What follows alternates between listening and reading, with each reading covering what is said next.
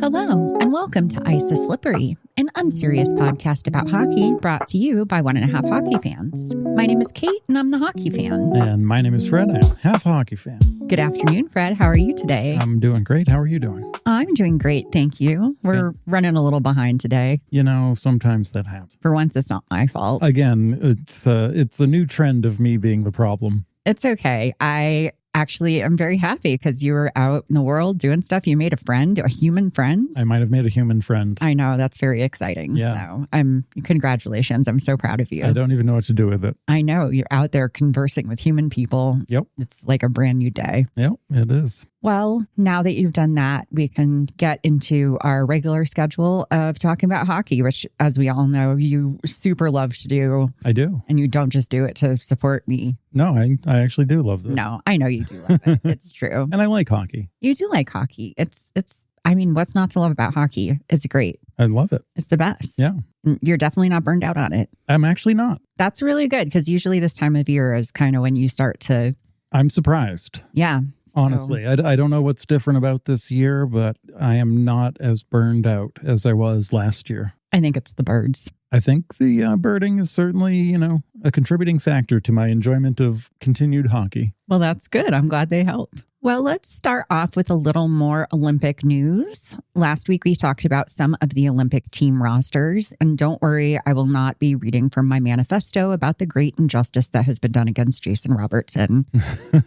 I might have notes, but that's fine. We don't have to get into that. Well, you got into that last time, right? Yes, I did. And you still want to talk about it. I have been talking about it. I will continue to talk about it, but not right now because I don't want to beat a dead horse or whatever. Sure thing. But we do have some other teams that have announced their rosters, and I think that's worth talking about. So I did mention last week that Radek Faksa was likely to be on the roster for Team Czechia, and I am happy to announce that he will indeed be on that team. Very cool. There are some other familiar names on their roster, which was announced on Tuesday. Forwards include Tomáš Hertl, Marty Necas, and David Pasternak. And defensemen include Radko Gudas and Filip Hronek. The goalies are all NHLers. We have Lukas Dostal from the Ducks, Karel Vejmelka from Utah, and Dan Vladar from the Philadelphia Flyers. Hell yeah. No, that's a good chunk of people that we like and know and are very good at hockey. That is a very big group of people that we know and like. So I will definitely be watching them as well. Yeah. And I had no idea Necas was from there. Well, there you learn something new every day. Yeah. So that's cool. That is very cool. That same day that Czechia announced their roster, Latvia unveiled their lineup. So there's another flyer there in Rodrigo Abels. And there are some other names there in the goaltenders, Elvis Merzlikins and Artur Shilovs. Very cool. So I think we will always have a soft spot for Shilovs. I think everybody should have a soft spot for Shilovs, honestly. He was great. He had that one sort of crazy playoff run where he really helped the Canucks stay in that one year. It's kind of, I think maybe Khudobin-esque a little bit, not the same way where he took us so far into the finals, but yeah, just where sort of an unlikely person really helped and did an amazing job. And then he crushed it in the AHL. And then crushed in the AHL. Yeah. So, no, but now he's back. He's doing his thing and he's great. So we just like him a lot. Well, that's good. I'm glad all those goalies are going to be involved because Vladar, we love. Vladar's great. Vladar's been such a revelation. I like Merzlikins too. I do too. I know he's had sort of ups and downs with his sort of play level and things like that, but I think he's an interesting dude and he's been through a lot. So yeah, I'm happy for him. No, it's very cool. For sure. And then finally, the roster for the Canadian women's Olympic team was revealed on Friday.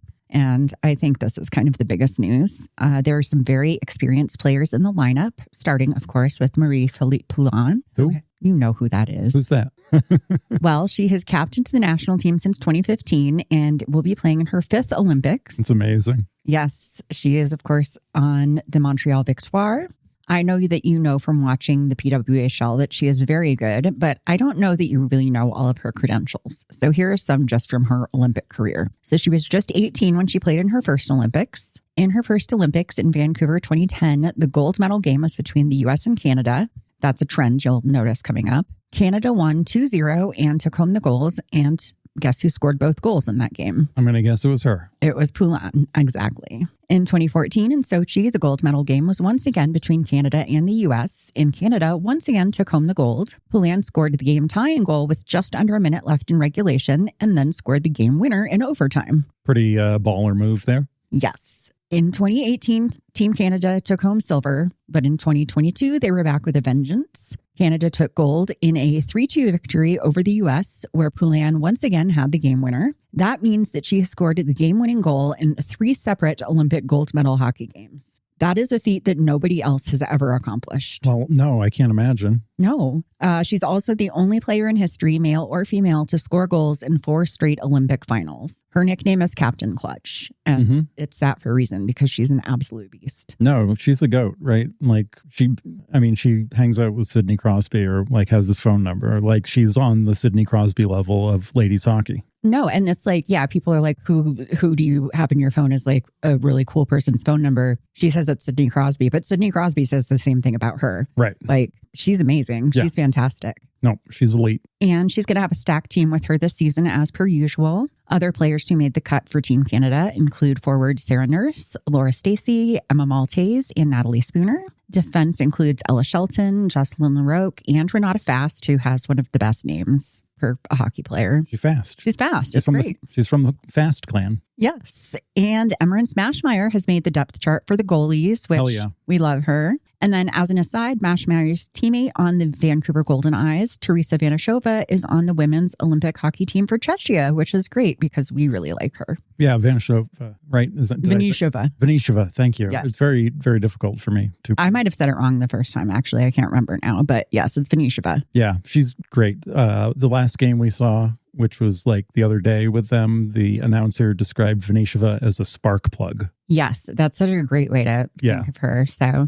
And she's great too, because like when you look her up, she's so pretty. Yeah. Like she's so cute and pretty. And then she gets on the ice and she's an absolute maniac. And I just think she's wonderful. I have kind of a crush on her. So. No, if somebody's getting like questionably like roughed up or something, like she's like in the center of it. She's at the scene of the crime. Yeah, she's got her fingerprints all over it.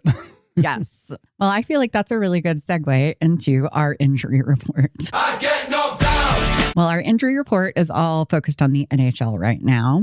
We're going to start with our good buddy, Chris Tanev. Oh, yeah. Okay. He's still injured? Well, he's injured again. Oh. So he missed a big chunk of time this season dealing with concussion-related issues and upper body injuries. He returned and then almost immediately suffered a serious groin injury in late December. And it came out this week that he is considered out indefinitely and that there is a strong likelihood he's going to need surgery. And if he does, that would take him out of commission probably until late April or early May at least. So we're looking at him maybe coming back to the playoffs. If that, I don't know. I feel for him. This is why, though, I was okay with us as the Stars not re-signing him when, we were trying to get him because he wanted long term. And he's old. He's got an injury history. He plays a very, very physical game. And as much as I love that, bodies don't hold up very well. Nope. I can say that as somebody who can injure myself in bizarre ways at all times. Yeah. Well, that's rough for Tanev. I know. I feel really bad. I should send him a card or something. Yes, we'll do that. We'll put together an edible arrangement for him or something. I'm sure he'll appreciate it. I don't think you can ship edibles. Not that kind of edible arrangements. Anyway, I do hope for the best for him because I do really always have a soft spot for him. Yeah, so. No, I love that guy. I know, me too. So I feel really, really sad for him, but I hope for recovery for him. But I do very much worry about his long-term health. Yep. On Sunday, the Avalanche played the Panthers, and Gabe Landeskog took a hard crash into the goalpost. He is now out with an upper body injury and will miss some weeks, is the quote. It's too soon to say if this will rule him out for the Olympics or not. Obviously, he also has a major injury history, so I hope this is something he can bounce back from relatively easily. He's really fought his way back into the NHL. Yeah. And it was honestly really scary seeing him crash into the goal the way that he did. That was a hard fall. Was it? It didn't look super hard to me, but it did look painful. Yeah, it was, I don't know, seeing somebody crash at that speed and go into the goal and take it off the pegs like that and kind of ride it into the boards. Yeah. Doesn't seem fun. No, certainly not. Personally. We'll send him a card too. That'll be easier to send. He's much closer to us. We can just go deliver it. We could hand deliver it. Perfect. That wouldn't look weird at all. No. Definitely not creepy. On Tuesday, Hayden Fleury of the Winnipeg Jets took a hit from a Vegas player and slid hard into the end boards with his head and upper body being the primary points of contact. I don't know if you've seen that hit. It's gnarly. Nope, haven't seen that one. Really gnarly. I don't recommend watching it. It was a bad enough impact that he was taken off the ice on a stretcher and immediately taken to the hospital via ambulance. Yikes. It was really bad. He was discharged later that night with a broken nose and a bruised back, but was still being evaluated for concussion and has since been placed on IR. Honestly, the fact that he was out of the hospital that same night was so promising. Wow. That was one of those ones where I was like, oh God, that could be a career ender. Like it was My goodness. terrifying. Well, I guess I'll have to go see this after we wrap here. I did not like that one. And you know me, I like a violent hockey hit, but I don't like that kind of thing. So it wasn't, I think, malicious or anything like that. It was just one of those ones where it was like a hit. It was really far away from the boards. He just happened to sort of collide into it from far away. And then he had a good head of speed and then just, head first into the boards, like on his back. Is he an important player for the team? He's a defenseman, and I think he's pretty good. I'm not like great on the Jets, really. Because I know they're struggling. Like this could probably make them struggle more. Well, they did actually just break their 11-game losing streak, which is going to come up a little bit later. Okay. So yeah, but I don't think that helped matters very much. Checking in with my guys on the Stars, Jamie Benn. We have injured our captain. Oh, that's right. He got injured again. He did. He took some contact in the midsection from a Montreal player and went down awkwardly on the ice. It looked to me like he caught a stick sort of in the midsection and grabbed at his midsection while he was falling forward. And I think it was maybe just like a really hard hit, maybe knocked the wind out of him. But because he was grabbing his midsection, he couldn't catch the ice and brace his fall. Well, he braced it in one way. Well, yes, with his nose on the ice.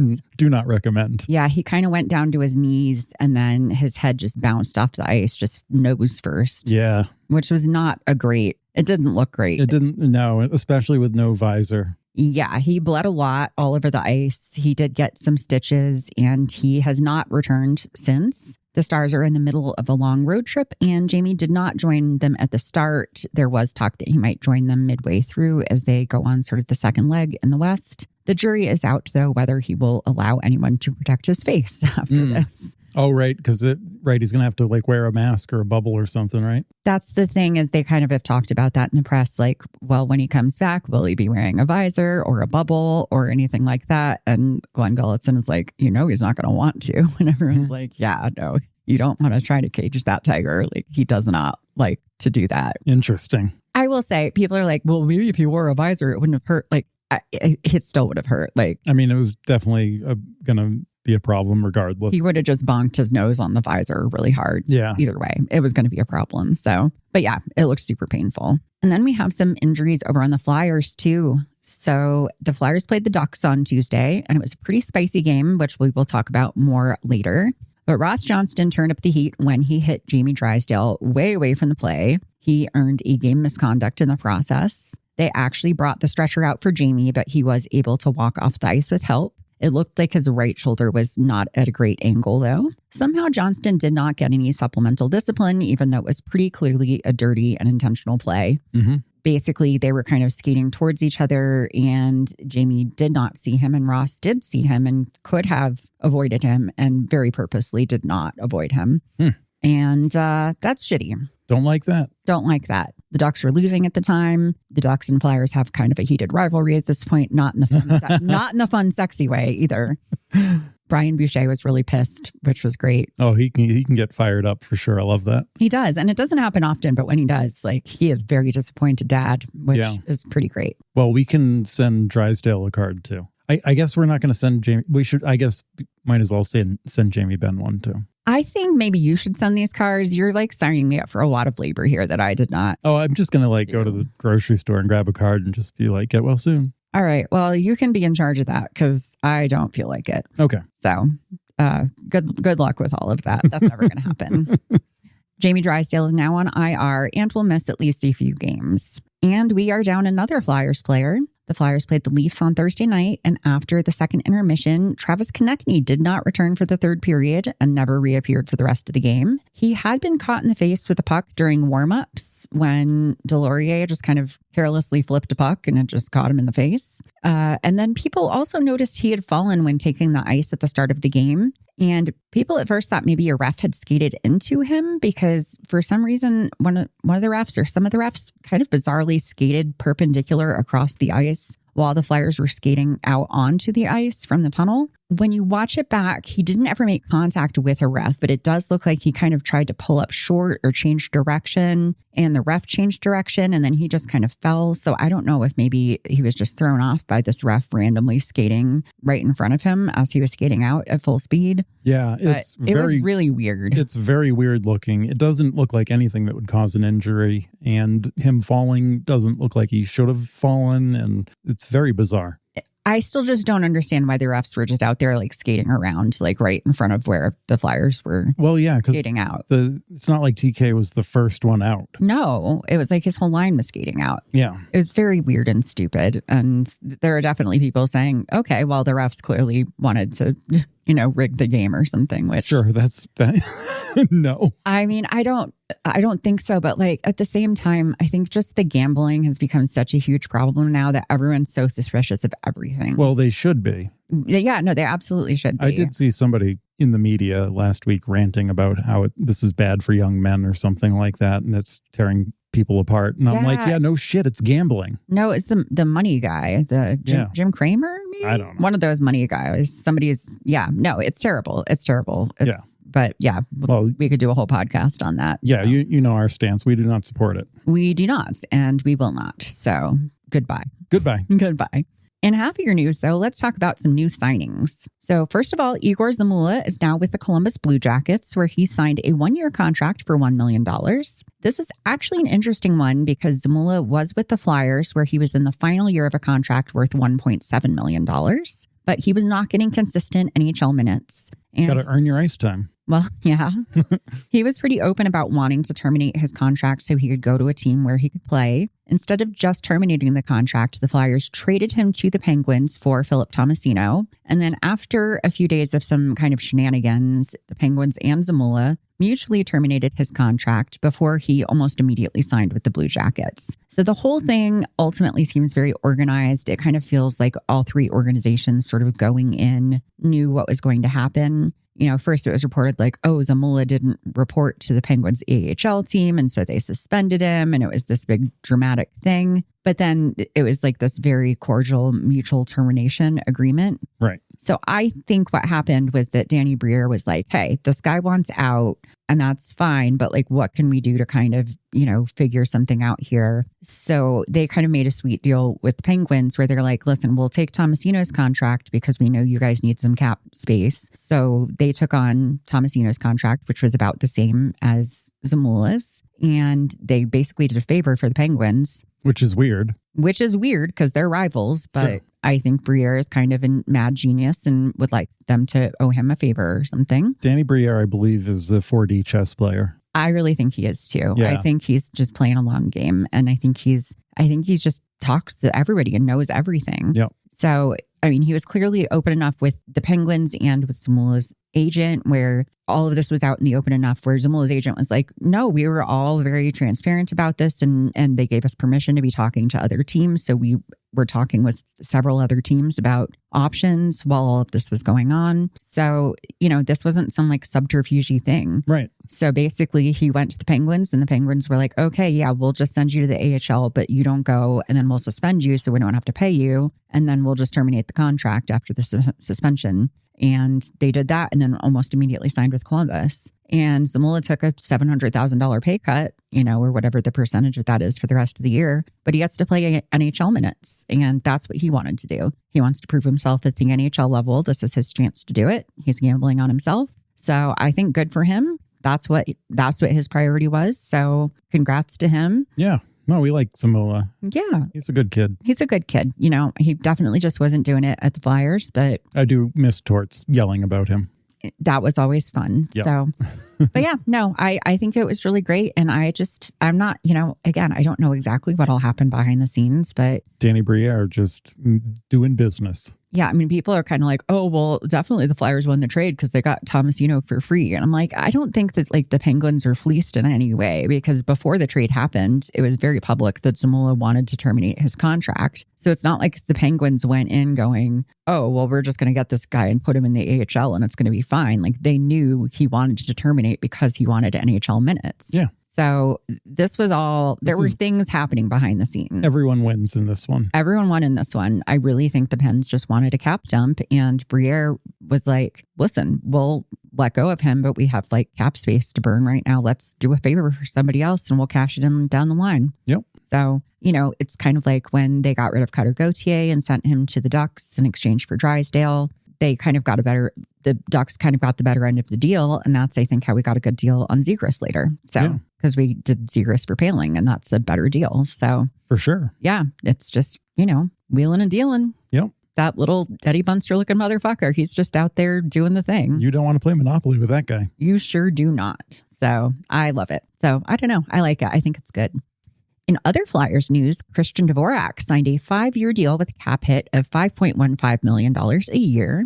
And this one seems to be a bit controversial. People say that he goes on hot streaks and then just vanishes, so they're worried that his great start in Philly isn't sustainable. But he was an unrestricted free agent, so they needed to make a calculated choice to lock him up. And with the rising cap, I think locking him in at this price point is a wise choice. I think in the long term, it will likely hold up better than Owen Tippett, another streaky player who's on an 8-year contract at $6.2 million AAV. Oh God, I thought he made more than that. No, but it's an 8-year contract as opposed to a 5-year contract. Oh, yeah. Okay. So, yeah. No, I like Dvorak. I think this was a good price for him. I think you could definitely argue it's maybe like $1 million high or 700,000 high or something like that. But no, good for him. And I think that qualifying it with the upcoming cap raise, you know. Yeah, I mean, the cap just went up and it's going up again. Right. So I think that is really a big part of it. I think he's been magic with Trevor Zegras specifically, but he works well with any number of Flyers players. And I also think he's the kind of guy who can work well up and down the lineup. Like he's been playing on the top line with Zegras and Michkov, but he's the kind of player that you can slot him in on the third or fourth line when it's necessary too. Absolutely. And obviously you don't want to pay a fourth liner $5 million a year, but I don't think you can underestimate that kind of versatility. Like compare him to Sam Steele on the Stars, who I think is making, I want to say like $3 million a year. Maybe it's $2 million a year, but you know, a decent chunk of change. We certainly have some Sam Steele thoughts. We do. I mean, he was great for us on the fourth line the last couple of years, but he's been asked to do too much above his pay grade this season. He's been playing like second line. And then also sometimes you get superstar players who they're on the top line, their production suffers and they get bumped down to a lower line like Jason Robertson last year, and they don't do as well in lower lines. Right. So Dvorak can do well everywhere. Like he's doing great on the top line right now. And then I think if you've got to put him down, because I feel like he started on a lower line. Yeah, for sure. I feel like he started on a lower line at the beginning of the season and then was just so fired that he kind of earned a top line spot. Got to earn your ice time. Got to earn your ice time. Yeah, no, I think he's been really good this year, and I think it's a good move to get him signed. Yeah, well, and he's a center, which everybody's kind of looking for centers right now. The Flyers had really needed them, so I think to lock him up and that versatility to play anywhere in the lineup is something that I think people don't really realize how special that is. So. Yeah, and he shares a name with a great composer. I mean, you can't go wrong with the Dvorak. So there you go. All right. Now, remember how not this past offseason, but the one before, the St. Louis Blues offer sheeted 2 Edmonton players and got them from the Oilers? I do remember that. That was quite the drama. It was quite the drama. Well, one of them, Philip Broberg, just signed a 6-year, $48 million contract to stay with the Blues. Edmonton's defense has been a struggle, which certainly has not helped with their goaltending situation. So this feels like it continues to be a great steal for the Blues, and their gamble and doing the whole offer sheet scenario really paid off. Yeah. Well, good job, Broby. Yeah. All right. That's just taking me back to Yo Gabba Gabba now. Yeah, no. Yeah. That should be his nickname if it's not, though. If it's not, definitely. And then finally, my personal favorite signing news of the week, the Dallas Stars signed Justin Ritzkovian to a 2-year, one-way contract with a cap hit of $950,000 a year. This means he is up with the Dallas Stars to stay, which is a fantastic move as he has been one of our most consistently energetic players this season. Now, he was an undrafted player, so... Oh, interesting. Yeah, I didn't think you probably knew that. Nope. So he's worked really hard to get himself into this position, and getting that contract is so well-deserved for him. Yeah, that's amazing. Yeah, I think he's more than earned this, and I am just really proud of him and happy for him. He's been great. I think he's maybe only a point behind Maverick Bork, who, was not an undrafted player. And I don't know, I think he's just showing so much promise and charisma, and he's just hustling. So I just really like him. We like what he brings a lot. He brings so much, and he brings the skill, but he brings the fire, and he just brings all of it. So can't wait to see what he keeps bringing to the team. But he just has that Stars mentality and grit that I just think we've been lacking over the last several years. And I love it, and I'm happy to see it. So yeah, I think he's got a lot of long-term potential, I would say. Yes, I totally agree. And I would love 10 more of him, honestly. So he's great. That's a lot of meatballs. That's a lot of meatballs. That's a lot of spicy meatballs. And now we can move on to some other news from around the league. So I don't want to go too into detail on this one right now, but there are some pretty wild rumors circulating about the Ottawa Senators at the moment. Okay. I've told you about it a little bit. Oh, yeah. I thought you weren't going to even bring it up. I wasn't going to, but it sort of has continued. It certainly made the mainstream news. It has. So I'm just going to say, if you haven't heard about them, it's pretty easy to look them up. I know that we're a really unserious podcast here, and we joke about the personas of some of these hockey players. But at the end of the day, certain lines should be drawn. Multiple players have talked about Nate McKinnon being super uptight about nutrition. So I feel fine making endless jokes about him eating nothing but chickpeas. I think that's fine and normal and funny. But I personally feel really uncomfortable with dragging the families of players into the spotlight with wildly unsubstantiated rumors. And I just don't think that's cool. And so we're not going to be talking about stuff like that on the podcast. And that's all I want to say about it, basically. So, okay, cool. Yeah, that's just kind of all I wanted to say. But I just figured people are talking about it. So that's all. But yeah. Noted. Anyway, not throwing any fuel on that fire. Speaking of fans crossing lines, though, the Utah Mammoth, apparently some of the fans have started whistling during games. Oh, I saw this. Have you seen that? I have. Have you heard the whistling too? It's awful. Yeah, it sounds like just a arena full of widgeons. Yeah, exactly. It's like this cacophonous bird sound, which is terrible. Yeah. And I guess a reporter asked Clayton Keller about it, and he's like, yeah, it sucks. We don't like it. Yeah, he's like, can you guys please stop? He was more diplomatic about it than I am. But no, he was like, yeah, I don't know why they're doing that, but it's very distracting for us, the players that they are supposed to be supporting. Right. And we don't want them to do it. But apparently some fans are like, well, they'll get used to it. We're doing it to distract the other team. And yeah, who started that? Where did that come from? Does anyone know? I don't think so. And it's just so stupid. People have talked about how it's kind of I guess more of a football thing. Because, with football, offense and defense is so much more separate. So, okay. You want to sort of, screw with the other team. I mean, maybe do it during a shoot. At certain times. Maybe do it during a shootout, but sure, when penalty the other team, shot. Yeah. It's just so dumb. No, I heard it and I hated it. And, as someone who doesn't and can't whistle, right. I've never learned, and I still can't. To this day, it's just terrible. I also cannot whistle, and I do not feel like I'm missing out on anything. Nope. So, yeah, I just don't know why somebody on your team would be like, hey, we hate this, don't do it. And your response would be like, no, you just don't get it. It just seems really stupid to me. No, they got to knock that shit off. They really do. Devin Cooley of the Flames continues to make his case for being the most unhinged goalie in all of the land, which is a pretty steep hill to climb. That's just crazy. Yeah.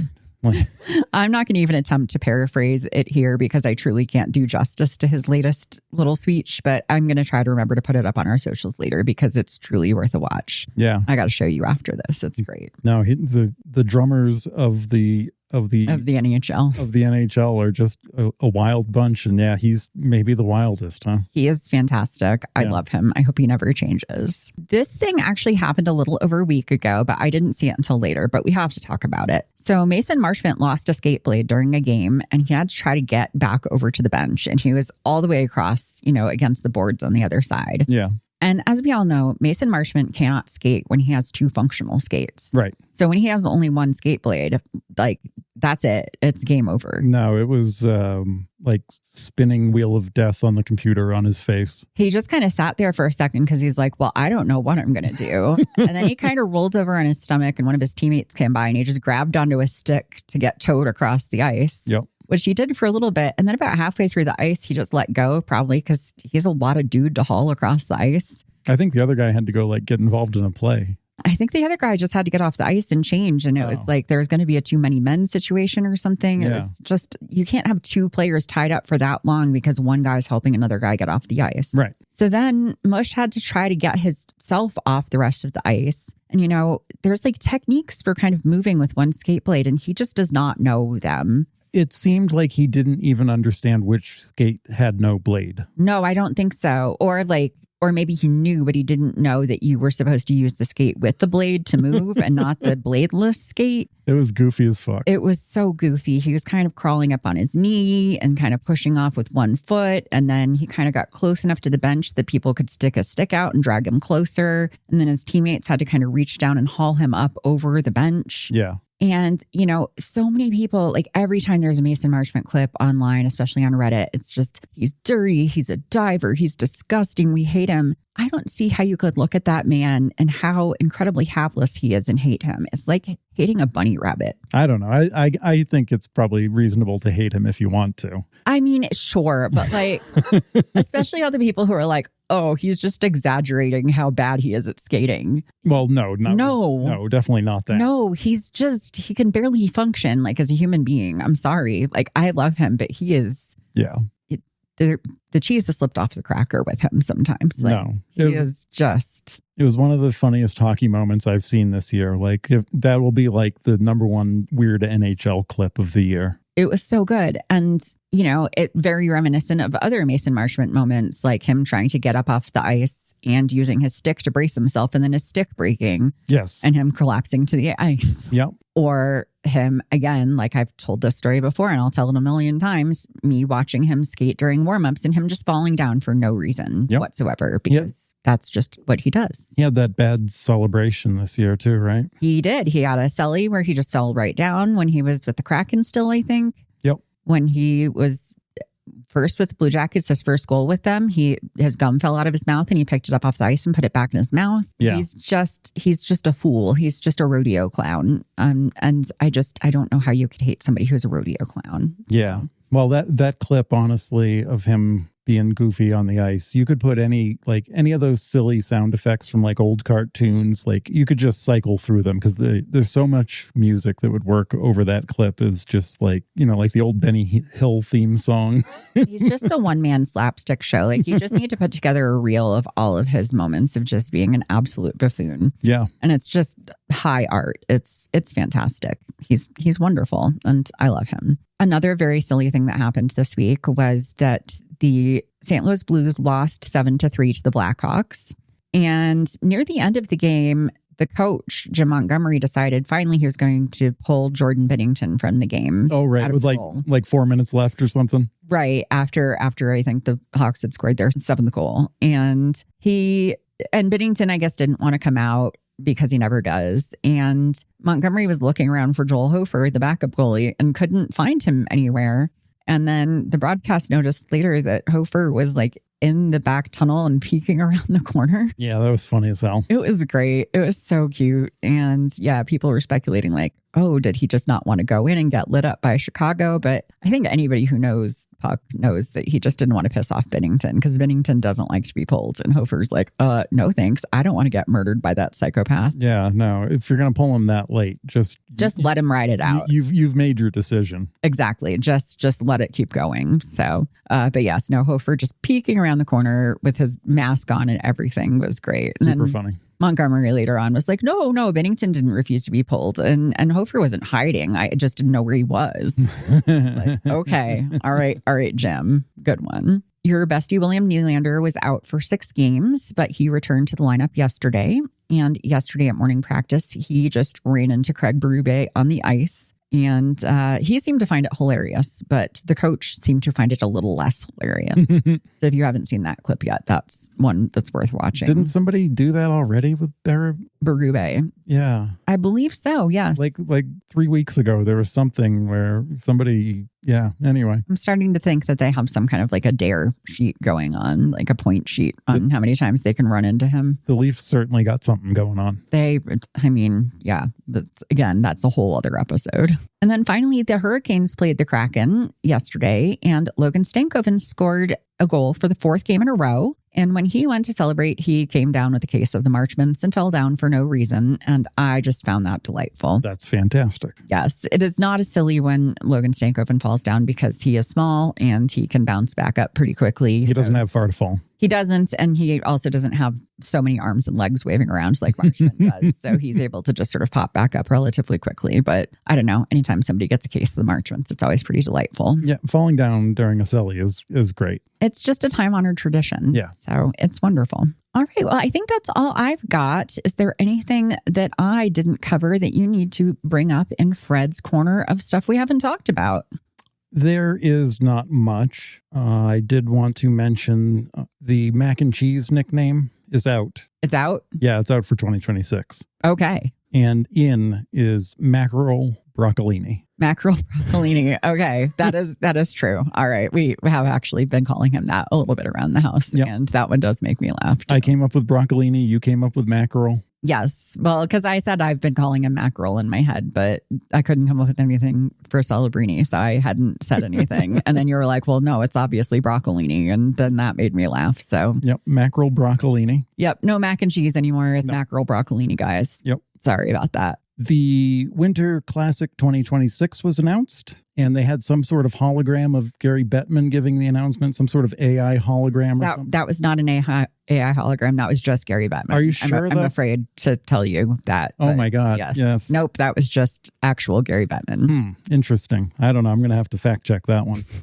But what? It's going to be Utah Avalanche in Utah or something? Yes, that is correct. Cool. Whatever. Boring. So the head coach of the Ottawa Charge, the PWHL team? Yes. Carla McLeod. Yes. Is her name. Yes. On the last game, her outfit, she's wearing a Reba McEntire airbrushed t-shirt, and Reba McEntire takes up the entire shirt. Like she straight up like went to a mall in the 90s and got this shirt, and it's absolutely amazing. And it's a pristine shirt. So she either has had this shirt all along or she time traveled to the mall in the 90s. Well, didn't the mall come late to Canada, right? That's true. Yes, it didn't come until like 2006, according to Robin Sparkles. Right. So anyway, just absolutely amazing just to be rocking an airbrushed Reba McEntire shirt behind the bench. I feel like more NHL coaches need to make sartorial decisions like that, quite honestly. No, absolutely. So, because it was fantastic and it really, really made my day.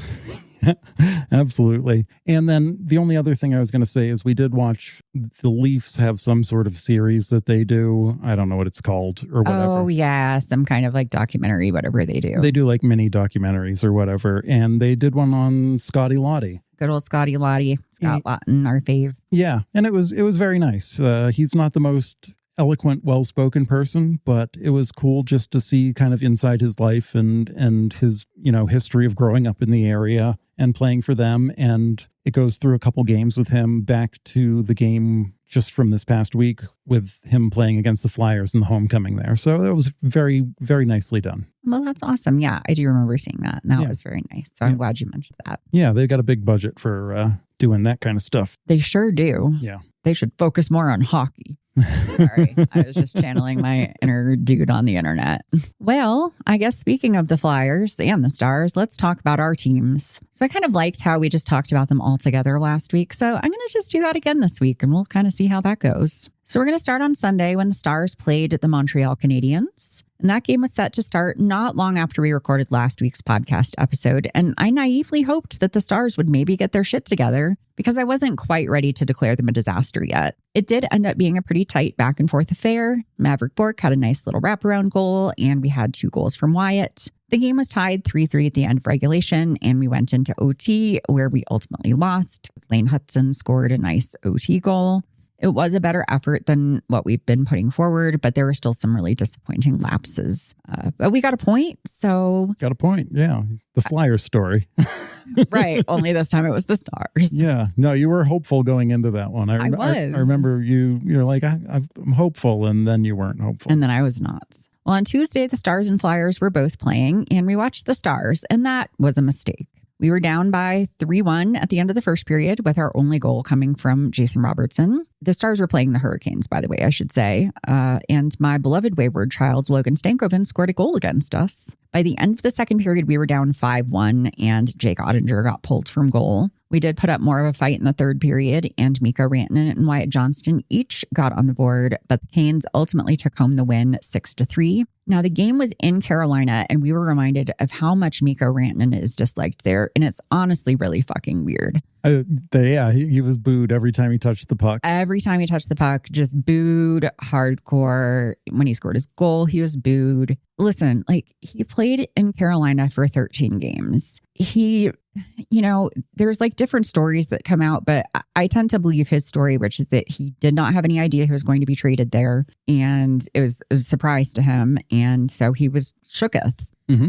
The Carolina fans seem to believe that he had some sort of nefarious plan and was trying to get more money out of Colorado and was like, sure, I'll play in Carolina, and didn't think that they would call his bluff, and that he went there and then just didn't try while he was there. Mm-hmm. And then like intentionally screwed them over and talked a lot of shit about Carolina and like, I don't know, made them look like fools or something. There's just like, I don't know. It's like weird, like incel energy or something. It's like, I really liked you and you didn't like me back, and now you're a slut. Like, I don't know. It's just really fucking weird and creepy. Like the way that they talk about him.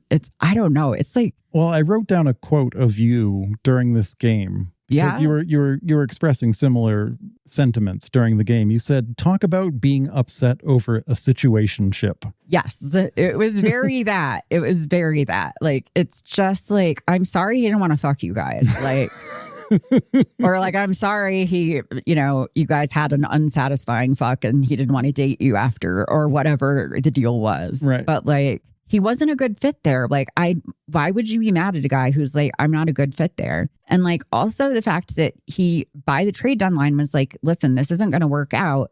Let's get me out of here and somewhere else that's a better fit for me, where you can get something out of the deal. He could have just stuck around till the end of the season and then walked for nothing. Right. Like, instead, he was like, no, let's make something happen, and worked out the deal with Dallas. Like, they got Logan Stankoven because he was like, hey, let's make something happen. And they really like Logan Stankoven. And they love like Logan Stankoven. Like, as they should. Logan Stankoven is a wonderful, wonderful person and a great player. And he's a great fucking fit for their system, which Mikko Rantanen was not, and never was, and never would have been. Yeah. Like, I'm sorry. It's just like bitter X. It's just weird. I'm sorry, guys. It's really weird. And this has been Kate's Rant Corner. The rant and then corner. Kate's Ranting and Corner. Kate's Ranting and Rant. I'm sorry. It's just really off-putting. It's just really strange to me. I don't get it, man. Like, yeah. If somebody came to my team for like 13 games and wasn't a good fit and like left, I'd be like, okay, bye. Weren't you saying, though, that there's the idea in Carolina that superstars won't play there? Yeah, I guess that's kind of the chip on the shoulder thing, is that like superstars don't want to play there, and they were excited because they thought they had a superstar, and they thought the superstar wanted to be there, and then the superstar didn't want to be there. I mean, they've got Jarv Nasty and Aho. Those guys feel like superstars to me. Right? And other guys too. They're great. Like they have a really solid team. They have some really excellent players. Like, I don't get the bitterness. Yep. I don't know. It's just really weird to me, but whatever. Anyway, you guys won, so congratulations. Once again, the Stars lose. Well, fortunately, the Flyers were playing the Ducks in Philly that same night, so we did catch the end of that game, and that went a little bit better. The two teams have faced off since the Trevor Zegras trade, but he was, I believe, injured the first time they saw each other, so he didn't get to play. And this is his first time playing against his old team, and he was on a revenge tour. Yeah. So Cutter Gauthier scored the opening goal, and Zegras responded with 2 goals of his own. And then the Flyers kept piling them on with goals from Cam York, Travis Sanheim, and Nikita Grabenkin. The Flyers took home the victory 5-2. Trevor Zegras gave the postgame interview and was clearly still feeling the vibes. He said, the boos were great, but the cheers were even better, regarding the energy in the Flyers arena. He said it felt quote, fucking amazing to score 2 goals on a team that had given up on him. And he was asked about his celly after the first goal, where he kind of mimed picking up a phone and then hanging it up. Mm-hmm. And he alluded to the fact that it was how fast Anaheim hung up with him after they traded him. Damn. Yeah. You go, girl. Yeah, absolutely. And like, you know, I think people didn't think necessarily he would be a great fit for Philly because Philly's kind of, you know, the Broad Street bullies and they're like real kind of hard and heavy. And Zeegs is not that. But he's a petty bitch. And I think that petty bitch energy is also a good vibe in Philly. And I think he's really found a great home there. And I love it for him. So, yeah. And this also, they booed Gauthier every time he touched the puck. So it was one of those nights where there was just a lot of boos in the NHL. Yes. And I think it's great. So, I mean, I do think Philly maybe needs to just get over the Cutter Gauthier thing at a certain point. But yeah, that's, like, whatever. It's fine. But, you know, I also, whatever. It's petty. It's okay. But no, like, it's fine. I think Philly won the deal in the end. Like, Zegras is fantastic. I think they both made out okay. I think they're both fine. I think everyone's great. A winner. Everyone's a winner. And like, whatever. I don't think you can like be mad about Cutter Gauthier forever. So I think they will be, though. I mean, they probably will be. I do think he was a twerp about it, but like, I don't know. I'm just all for moving on, but that's fine. Well, Wednesday, the Stars were playing the second game of the back-to-back, and this one did kind of feel like a must-win because we had just lost 6 games in a row. And we had at least earned points in 2 of those losses, but it's still not great. Not great. We have not had a losing streak like that since before Pete DeBoer, so people are basically in a full-on panic. Fortunately, we had a really good night, or the Caps had a really bad one, but either way, it worked out for us. Radek Faksa got us on the board early, cleaning up his own rebound. Then Sam Steele scored a goal after Thomas Harley did 99% of the work. Did some. I know we were like talking shit about Steele like right before his goal, and then he scored one because he obviously had the living room bugged. But you were like, well, he didn't really score that goal. That was really Harley. But no, you watched it. No, I know. It was really Harley. I mean, like Harley got the puck and skated like kind of sideways around multiple defenders and then got it right to Sam Steele, who was just standing right next to the net and just tapped it in. I mean, basically Harley banked it off of Sam Steele's stick. Right, exactly. It almost did seem like he wanted to mess it up. Yeah. Yeah. It was a happy accident, really. Yeah, we've really gone south on Steele because we were pro Steele for sure for a long time. He was fine, like on the fourth line where, you know, he would get good chances and like it didn't matter that he couldn't really convert them into actual goals a lot of the time because he was on the fourth line. Yeah. But like sometimes he did and you're like, yay. Yeah, he had a good hustle. He could keep the puck in while they did a change, that kind of thing. Yes. But like when you're putting him on like the top 2 lines and then he can't get the puck in the net, that's more of a problem. The skill gap starts to show with the expectations. Exactly. Well, Steele did pay it forward by stealing a puck and getting it to Wyatt Johnston in front of the net, who scored a goal of his own. Ovechkin did score with a few minutes left, which prevented our backup goalie from getting a shutout, which is always appreciated because we don't like him.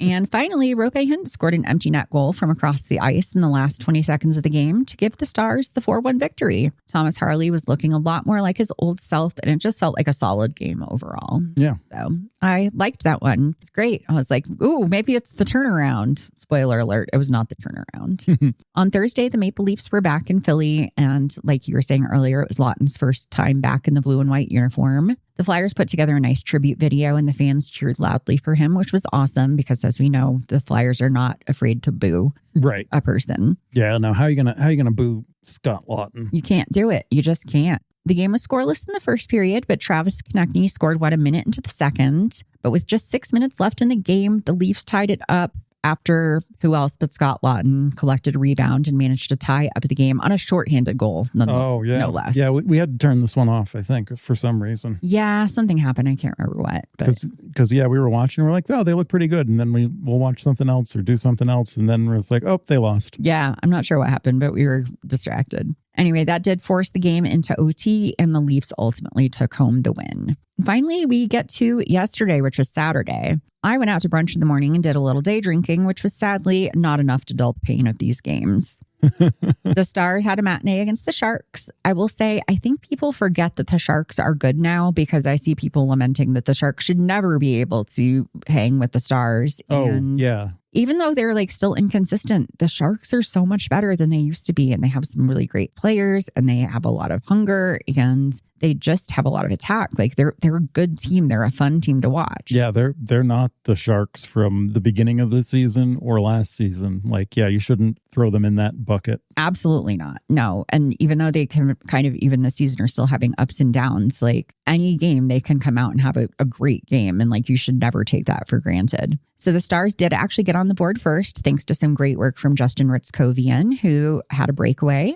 The Sharks came dangerously close to tying it up at the end of the first, but Ilya Lyubushkin cleared a loose puck out of the crease and saved the day. Jason Robertson actually extended the lead to 2-0 right before the end of the period. But the second period is when the wheels began to fall off. We started taking stupid penalties and couldn't stop, and it came back to bite us. I will say that the officiating was terrible this game on both sides. Like, there's a clip going around of Rope Hintz basically just hugging Macklin Celebrini down to the ice at one point, and that was completely missed. Right. So, No, there were some very inconsistent and missed calls for sure. Yeah, there were some really blatant missed calls on both sides. And then it felt like the refs were calling super soft things to make up for it. And it was just wildly inconsistent. Yeah. So at the end of the day, I'm not going to complain because I think the penalties against us were overall pretty valid, even with the inconsistencies. And our penalty kill really let us down. So the Sharks scored twice in the second period, both times on the power play. We did manage to retake the lead at the end of the second when Kyle Capobianco had another great breakaway goal, really reminiscent of Ritzy's first period one. Capo has honestly looked great this season, by the way. Yeah, we like him. We do.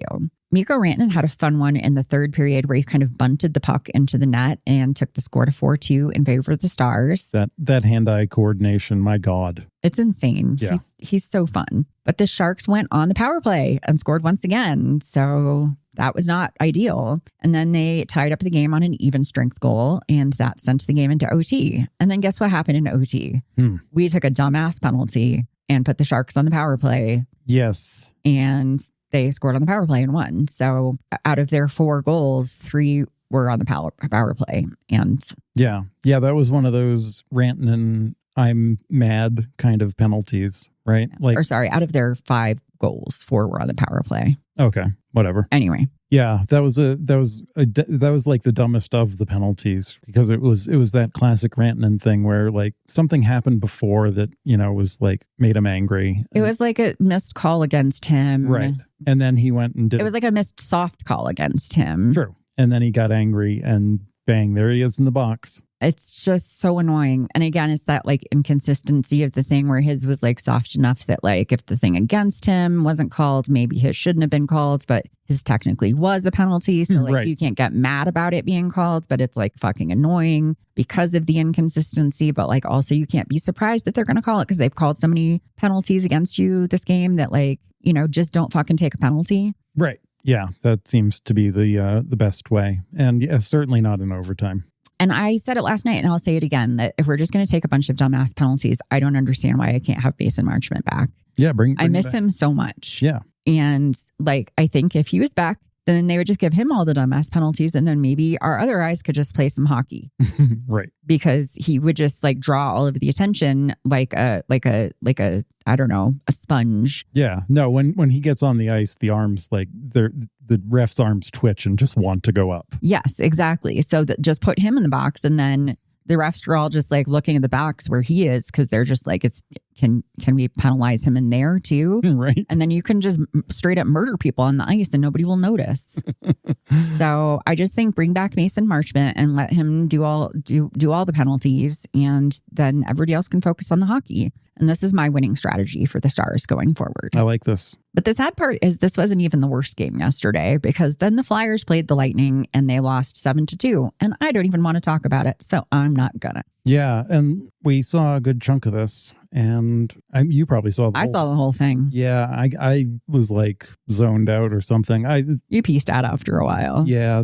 There's something about Tampa that just makes my eyes glaze over. But they were certainly the better team there. They were. It's true. I will say, though, with all of this being said, the Flyers are currently holding on to the number 3 spot in the Metro Division. It is a very tight race. They have several teams breathing down their neck, but they're still in a good position. And the Stars are currently number 2 in the Central Division. We have the same number of points as the Minnesota Wilds, but they have 1 game in hand on us. So the Avs, Stars, and Wilds are way at the top of the heap in the Central. The Avs have 73 points. The Stars and the Wild each have 61. And then the closest competitor after that is the Mammoth with 47 points. So we do still have some cushion here. Like, yes, it's imperative that we get our shit together soon, but we have breathing room for now. You know, Winnipeg won the President's Cup last year and they just had an 11-game losing streak. So it's not uncommon for good teams to have bad stretches of time. I think we're pretty spoiled as Stars fans because we went without having like more than a 2 or 3 game losing streak for like 3 years. Right. So people are just like in complete mass hysteria over a 6-game losing streak, which we have broken. Right. And then we did lose again right after that. But again, it was an overtime loss. And out of this like stretch of, you know, okay, we lost 7 out of the last 8 games, but 3 were overtime losses. So we did get some points in that stretch as well. So I think people are losing perspective. You, though, are very concerned at this point, though. You have mentioned, you know, I always check in on how you're feeling, and you've been very positive up until now, and you're starting, I don't know, you're starting to use different language around your evaluation of the team. I will say, like, I have concerns just because, like, you know, mathematically, like, yeah, I do, but like, I don't. Last year, I was more concerned, and we hadn't had any losing skids like this, and I was still more concerned at this point. So you're still not back to last year level? Oh, God, I still am not anywhere close to where I was at last year levels. Okay. You know, it was easier, I think, for me to justify my lack of concern a few weeks ago because, you know, we still were battling with all of the injuries that we've had and been dealing with. Right now, we don't have a lot of those anymore. You know, Tyler Sagan's out. And Leon Bischel's out, and now we're missing Jamie again. But other than that, you know, everybody's kind of back and healthy. I think Thomas Harley is actually starting to look better, but everyone is still sort of super upset that like we're paying him a lot of money and he doesn't look perfect and flawless. And like, yeah, he had a bad start to the season, but I still stand firm that he was battling through some kind of injury or illness and had to keep pushing through it because everybody else was injured. And I think he's just taking a while to bounce back from that. And I think he's kind of slowly starting to come back. And I think people need to maybe crawl out of his ass a little bit. Definitely don't want to be in his ass. No, it's probably very sweaty because he's a hockey player. Gross. Anyway, no, I just like the way people talk about it sometimes, like people are like, oh, I just feel like he got his money and now he doesn't care anymore. And it's just like stupid bullshit like that, where I'm just like, yeah, you gotta get off the internet. Well, I can't. It's my job. Oh, okay. No, it's just like, I think people like forget that these hockey players are like human beings and this is their job. And like, obviously they care. They're competitive people. Like they're doing their best. And there are things that we don't know about. Like we only see like 1% of what's going on with them. Absolutely. You know, like, again, all of this is just vibes. You know, like I don't know anything more than anybody else knows. I probably know less than most people know, honestly, you know, I'm not trying to say I'm some kind of an expert or anything, but I just feel like the energy about the team is actually different and better this year than it has been. I do know that there are problems that we need to work on. I do know that the defense is having some lapses, and that's definitely something that needs to be worked on. I know they're taking it seriously, though. They had a meeting about it after the game where they pulled Jake. Like they're working on it actively. Yeah, of course. It's not like they're not. Like, no. It's not like they're just like, oh, okay. You know, I think the condensed schedule is an issue. And it's an issue for all teams. Like, I think everybody like looks at their own team and only sees the issues going on with their own team. I think maybe it's because I watch a lot of hockey and a lot of hockey teams. It's like, I don't know. It's not that serious. Like everybody's going through issues. Yeah. You know, people seem to feel like the refs are targeting their team specifically. Oh, of course. Of course. The refs are just incompetent across the board, guys. No, absolutely. And a couple weeks ago, there was an interview with John Cooper and on those like super bad missed calls. And he was like, well, the refs get it right most of the time. Like, you know, they do, honestly. Yeah. And yeah, it's easy to like pick up on the bad things and harp on those. And it's like confirmation bias kind of, where you're just looking for the bad stuff and then you kind of inflate that in your mind. And yeah, I don't know. I just feel like the state of the world right now is so negative, and like we're all just so upset all the time that like even our things that we look into for escapism, like hockey, now we're just mad about our fun hobbies. I mean, that's the history of being a sports fan, though. My God, the number of times and over my childhood of my father like yelling at the television. And, I grew up in New England, so it was Patriots and Red Sox. And oh my God, those are some people that are real negative about their teams when things aren't going well. For sure. And I mean, yeah, you have met my dad, so you know what it's like. I mean, your father he is a sports yeller. Your father has called for the murder of young children. He certainly has. So it's a thing. But I didn't, I guess I'm not going to like tell other people to calm down, because I guess I wouldn't like it if they told me to calm down either. But like, I'm just not going to be that worried about it right now. Like, yeah, I do think they need to get their shit together probably. But when I look at what the issues are, overall, yeah, our defense needs some work. But most of what I'm seeing are mental lapses. And I think it's just being tired because we're playing a super condensed schedule this year. Like, the team literally doesn't have that much time to practice because of the condensed schedule and the travel schedule and the back-to-back games and all of that. So I just don't think they're getting much time to clean it up. People are like, oh, well, everyone was injured and now they're back now, so they should be better. And I'm like, yeah, they haven't had a chance to practice together. Like, now they're all back and they're thrown into it. And it's like, we still are scrambling up lineups all the time. Like, it's still a work in progress. And that's... All right. So you're not overly concerned, but you are... I'm watching. I'm not like unconcerned, but I'm not like freaking out or anything like that. All so right. Good deal.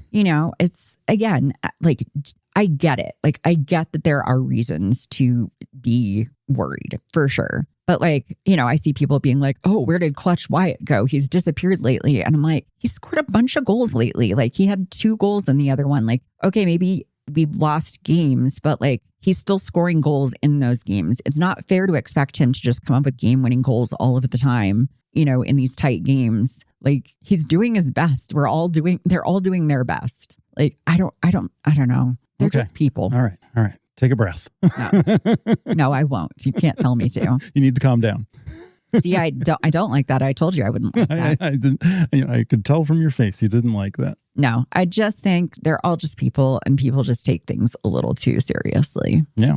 But that's just me. I don't know. With that being said, I will say that I think there are some off-ice moments with the Stars that are certainly more fun than the on-ice moments. The social media team has really figured out how to get them to engage lately, and that's by asking them deep philosophical questions like, are there more wheels or doors in the world? Or how would a shark wear pants? So I do suggest that you check out the the Stars social media pages.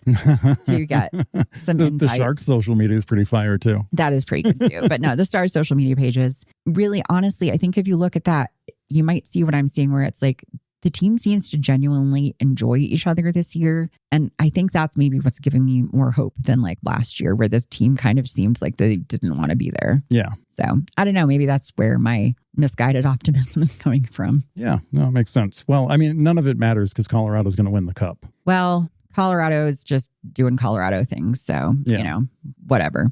But listen, also, we all need a little adversity sometimes. How boring is it going to be if the team that has just like won a bazillion games just wins the cup? Like, that's so fucking boring and predictable. Yeah, but that's what's going to happen. All right. If you insist. Like, their biggest adversity is like, oh, they lost back-to-back games for like the first time this season. Like, ooh, big fucking deal. Yeah. Like, come on, guys. All right. Like, yeah, no. I mean, part of our deal is we haven't had that much adversity in the last couple of years. Now we've had a 6-game losing streak. That's some adversity. So maybe now we can dig deep. Yeah. Look on the bright side, guys. Now we have had adversity. Let's fight against it. All right. Well, that's enough of that. I think we're actually running a little long this week, so I'm going to skip our game time this week, but I would like to wrap up on something a little fun. Do you have anything for Fred's Birding Corner? Fred's Birding Corner. I don't have anything prepared, but I can certainly talk about birding, as you know. Of course you can. Anyway, so I went out this morning. Yes, you did. Which was part of why things are a little pushed back here today. I did 3.7 miles for 3 hours and 40 minutes of birding. And it was fun. It was not as cold as it was yesterday. It was 24 when I went out there. Yesterday I went out at 14 degrees and that was cold. That sounds chilly. Yeah, and the sun was out today too. Yesterday was cloudy. But yeah, so today was real good. I got a lifer on my list, as well as another bird pickup for 2026. It was the rock pigeon. Ooh. So, you know, a pigeon. Yes, the exotic rock pigeon. I've never seen one of those before, but not since I started keeping track of birds. But no, it was real good. I saw about 15 or 16 species, so that was fun. and everyone was having a good time out there. I got some great video of bush tits. One of the best named birds, of course. You know, there's a lot of great bird names out there, but the bush tits are pretty good. Those are right up there. And God, they're cute as hell. They are. And yeah, I met some birders out there and took some pictures. But no, it's an overall great day. I don't know what Fred's birding corner should be. You know, it's a work in progress. I will say it sounds like you didn't almost get birdered today. I did not. No Townsend solitaires attacked me, but I also didn't see any. So you never know. Yesterday, you encountered another Townsend solitaire, or possibly the same Townsend solitaire you had encountered before at the graveyard. Once again, seemed like it wanted to kill you. It was coming for me. Yes. It was moving closer towards me, and I was like, "Fuck you," which I said out loud to the bird, and I kind of ran off. It was like, "Hey, we're in a graveyard. I can make this happen for you." Yep. So yeah, no, they no issues with birds attacking me, and that's good because there are some big scary birds like bald eagles and red-tailed hawks, which God, if those attack me, I would lose my mind. Yeah. So I do find bald eagles pretty funny because we have a lot of them, and you know there are a lot of bald eagles in this country. Like they're kind of everywhere, but people get so like into them. Like when I'm out and walking around, and they're like, "Oh, aren't they majestic?" and this and that. I'm like, "Yeah, but they're kind of everywhere, right? Like they're not that big a deal. Like they are amazing birds, and they're huge and wildly good. But I have to like pretend when people are rambling about like how majestic it is. I'm like, yeah, sure, yeah. I saw 7 today. Like, so anyway, I don't know. That's kind of all I have to say. Yeah, I will say like the one and only time I saw a bald eagle, it was super majestic, but I'm pretty sure that one was like a plant. So not like a plant, but like I was waiting in line to see Obama talk right before the first time he was elected, and a fucking bald eagle flew in and was like, "Yo, what's up? I'm a bald eagle." And that felt pretty fucking majestic. So that was pretty neat. Yep. But yeah, I think if I saw 7 in a day, it wouldn't feel super. Yeah, like every time I go out, they're just everywhere. No, I've seen your pictures. They're just constantly just bald eagles all up in here. Yeah. So. And I will say, a lot of people are concerned about diminishing bird populations, which is a true thing, right? With more development, we're losing bird habitat, and there are definitely less birds. I wouldn't be worried about the Canada goose. The Canada goose, I think, seemed to be doing quite well. Yeah, I didn't count how many I saw this morning, but it was, 100,000, 200,000, something like that. So, all right, just a rough estimate. Yeah.